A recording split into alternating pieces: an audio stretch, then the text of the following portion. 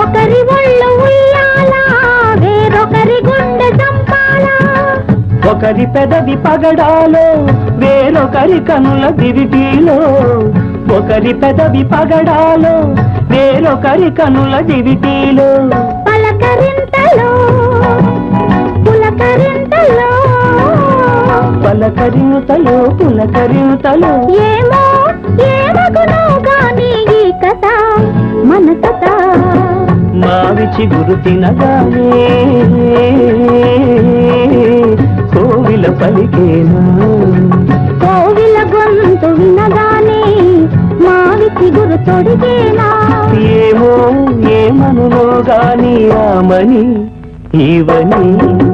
మావి చిగురు తినగానే